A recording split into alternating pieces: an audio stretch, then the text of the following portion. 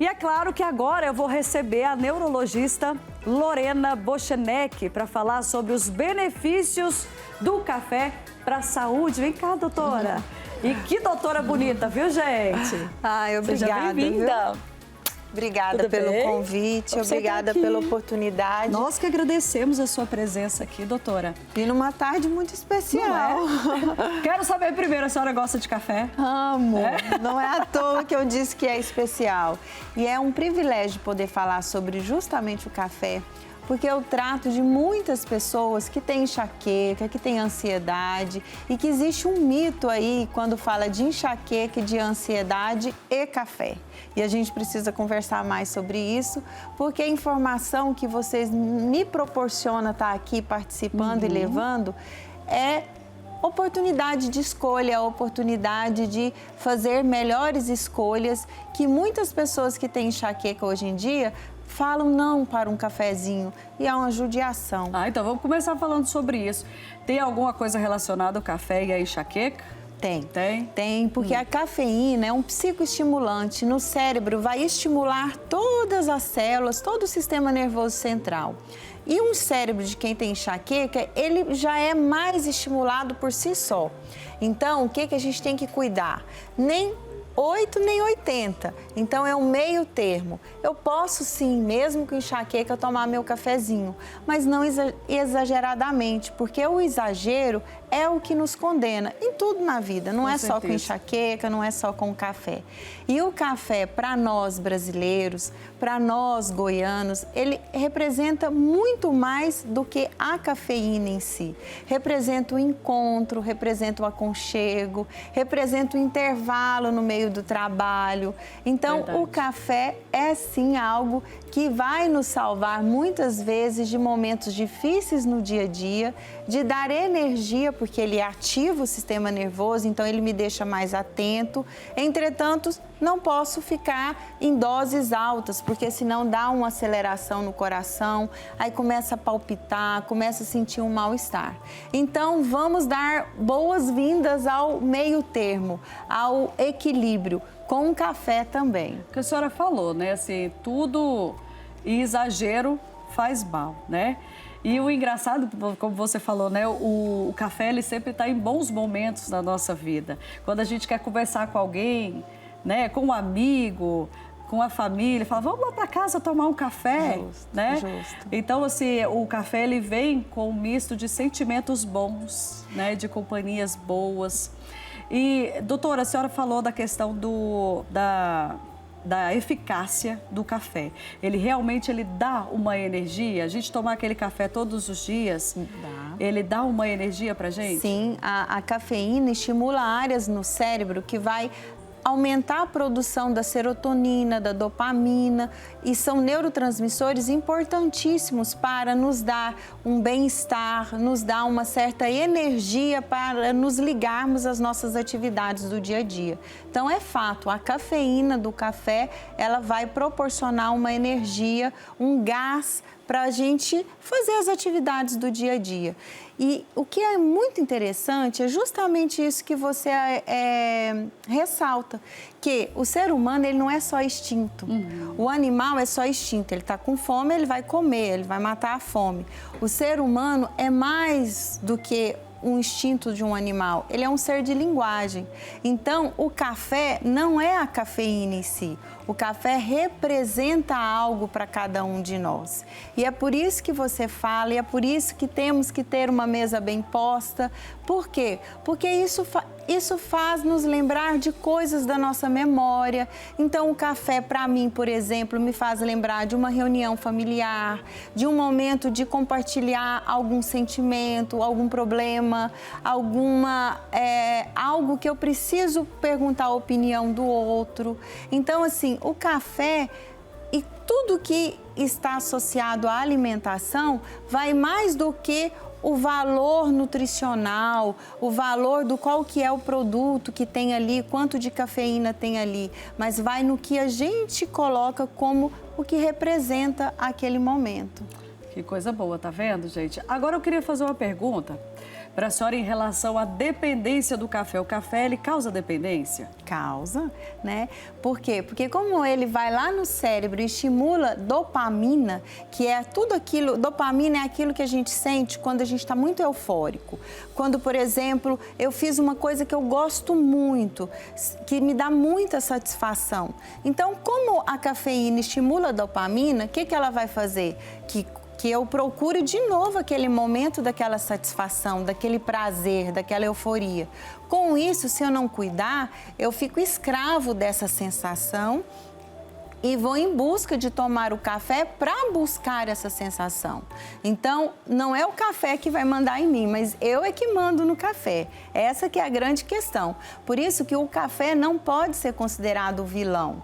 A gente tem que saber o que a gente quer com o café, como que a gente está lidando com o café. Porque quem que faz ser o vilão ou não é a forma com que cada um de nós faz o uso ou para o bem ou para o mal daquela substância, no caso o café. Muito bem, ó, a Letícia Dalsaço falou assim, ó, doutora Lorena, ótima profissional e excelente em tudo que faz, viu? Letícia, beijo, ó, obrigada por assistir o nosso programa. E a doutora não vai sair daqui não, daqui a pouco eu volto, porque tem várias perguntas que a gente quer fazer para ela, inclusive eu, porque eu vou te falar, eu gosto de um café. Doutora, a senhora já tomou assim um café sem açúcar? É o meu favorito. É mesmo? É. E foi interessante porque eu realmente aprendi a tomar sem açúcar quando uma semana lá em casa ficou sem açúcar. E todo dia o meu marido ou eu, a gente esquecia de comprar. E eu não vivo, eu amo café, então eu vou tomando. E aí no começo, nossa, parece forte, parece amargo. A gente fica viciado no gosto do açúcar. E aí, com isso, dificulta acostumar inicialmente com o café sem açúcar. Mas ninguém lembrava de comprar o danado açúcar, do nada.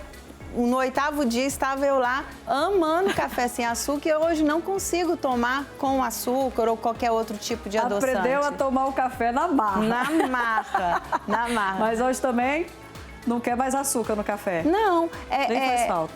E é isso que você falou que é super interessante, porque quando a gente tira o açúcar ou qualquer outra coisa que mistura no café, a gente tem a oportunidade de experimentar o gosto mesmo do café.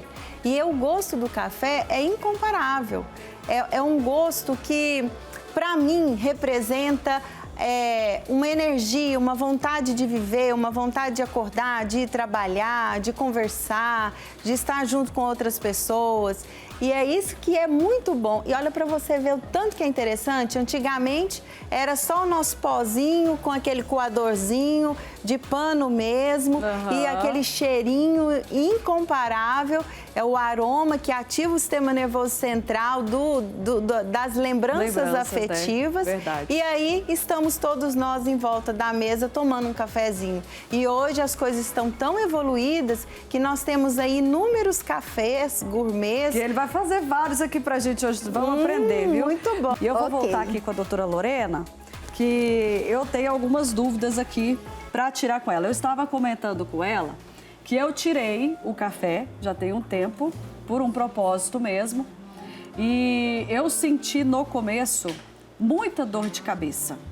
Isso é normal para quem tira o café assim, abruptamente, igual eu tirei? Sim, é a questão do abruptamente tirar do seu cérebro uma substância que ele estava acostumado em receber, ou seja, porque a cafeína estimula certas áreas do cérebro que vai ficar querendo mais para produzir a dopamina, para produzir a serotonina.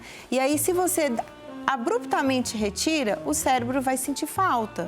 E aí ele vai entender o seguinte, olha, tá tendo alguma coisa de que a gente está precisando de maior esforço cerebral para produzir as substâncias do bem-estar, por exemplo, que é a serotonina. E isso vai dar dor de cabeça, inclusive, vai dar irritabilidade. Por quê? Aquilo que o nosso corpo e o nosso cérebro acostuma como hábito, quando a gente perde aquilo de forma abrupta, o nosso corpo e o nosso cérebro fica atordoado. E quando ele fica atordoado, é como assim, eu sei funcionar daquela forma, agora não tem mais essa forma para funcionar, como que eu vou fazer? E aí vai dar mal-estar, sim. Então, o ideal é, se você por um motivo ou outro precisa ficar sem o café, é preciso ir, que a gente fala de desmamando, aos poucos diminuindo, até de fato ficar sem o café, porque a retirada abrupta que é o grande problema. Ah, entendi. Então eu deveria ter tirado aos poucos. Mas fazia parte do meu propósito, tá valendo a pena, viu, doutora? Eu queria saber se tem uma quantidade ideal para a gente tomar café no dia a dia, para beneficiar a saúde. Tem uma quantidade ideal? É muito específico. Então, assim, por exemplo, se você tem enxaqueca, o máximo são 2 xícaras médias, aquela de 200 ml por dia de café. Lembrando que eu tô falando da cafeína, porque tem outras bebidas que têm cafeína, chamate ou até mesmo energéticos que têm cafeína, que aí tem que ser contabilizado. Agora, se a pessoa não tem enxaqueca, se a pessoa não tem ansiedade, se ela não tem pressão alta descontrolada, aí ela pode ficar mais livre, porque entenda, o café é um psicoestimulante. Ele vai estimular todo o seu metabolismo. Então, ele estimula a sua frequência cardíaca ficar um pouco maior. Com isso, pode aumentar a sua pressão. Com isso, vai aumentar também a sua atenção, porque vai estar mais ativado. A depender da quantidade, aí já fica um pouco mais difícil, porque daí fica tão ativado que não consegue organizar o pensamento, aí desconcentra. Quando fica com muito excesso de cafeína, o coração começa a bater tão rápido, com a frequência tão maior, que você começa a sentir aquelas palpitações ou descontrola a sua pressão arterial. Então, o ideal é você fazer o uso de uma substância, de um alimento, de uma bebida, no caso, de forma adequada ao seu corpo, à sua saúde e ao seu dia a dia.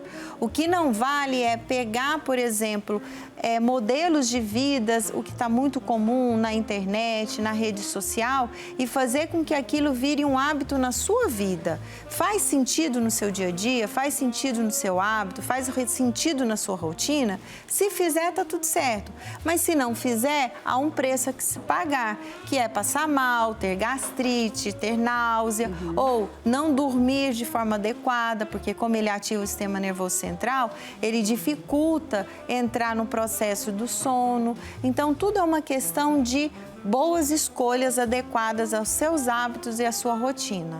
Eu queria saber da senhora se existe alguma relação entre o café, o Parkinson e o Alzheimer. Se eles são benéficos, se o café é benéfico para essas doenças, para retardar ou então para não desenvolver. Mas a senhora vai responder daqui a pouquinho, que eu vou te convidar para a gente ir ali para a nossa cozinha.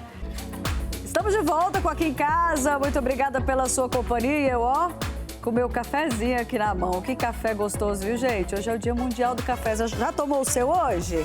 Vamos tomar um café comigo aqui agora? Vamos? E, já quero mandar um abraço aqui, para Iara do Mar. Ela tá falando assim, um bom feriadaço a todos. Calma, mulher, ainda tem muita semana ainda aqui, viu? E eu quero você aqui comigo. Beijo pra você, viu, Yara? O Jorge Hatz, linda semana, Casey. Lindo trabalho, com muita alegria. Deus te abençoe. Obrigada, Jorge. Obrigada pela sua companhia de sempre, que eu sei que você tá sempre nos assistindo. A Luzia Ferreira fez uma pergunta aqui pra doutora. Doutora, se tomar café com leite é melhor do que só o café para quem tem insônia? O leitinho morno, no final do dia, ajuda muito na questão da insônia. Aí é melhor o café sem a cafeína no final do dia. Mas você pode também equilibrar o seu dia a dia e dividindo a quantidade de cafeína, e quando vai chegando perto da hora de deitar, você vai diminuindo. Então, misturar o leite com café não vai minimizar o efeito da cafeína, mas você pode ir colocando cada vez menos café e mais um leite mais morninho para que você tenha o prazer, que eu imagino que você está fazendo essa pergunta porque isso te traz prazer, te traz satisfação e esse prazer e essa satisfação vai te ajudar a combater a insônia.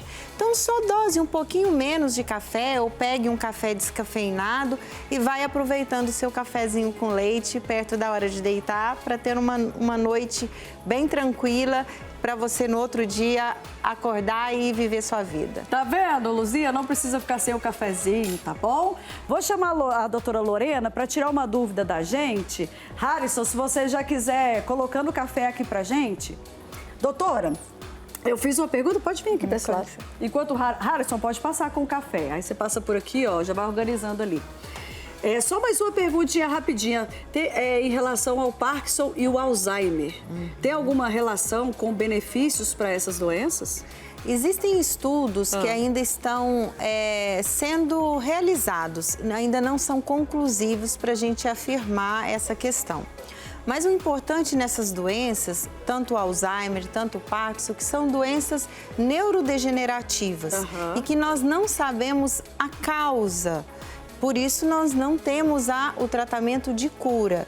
Não tem comprovação assim ainda, não? Então, só tem estudos? Só tem estudos. Agora, o que é mais interessante é... Vamos ir ali para consigo, senão não vai dar tempo. Harrison, pode vir para cá, vem cá. Vem cá. Que o mais interessante nessas doenças é que o fato desse encontro, de dividir uma bebida, de tomar um cafezinho, vai fazer muito bem para as pessoas que têm Alzheimer e que têm Parkinson. Se você já quiser ir servindo a gente para a gente tomar esse cafezinho. Contribuindo com a melhora e com o bem-estar. Então, muito bem lembrado essa questão. Muito bem, gente. Ó, então, o que a gente quer deixar nessa tarde é que faça isso, faça o café com esse sentimento de receber bem as pessoas, de levar alegria, de trocar experiências, conversar, bater um papo, com esse cheirinho gostoso que é maravilhoso. E é claro que a gente vai terminar com essa mesa posta linda da Maria, ó, outra opção para vocês, tudo verdezinho de natureza, com o café gostoso do Harrison aqui, um biscoitinho, olha aqui o detalhe, gente, do biscoitinho. A gente está encerrando o nosso programa, mas eu quero já agradecer a presença de vocês. Muito obrigada, doutora Maria, Harrison, por esses cafés maravilhosos, viu?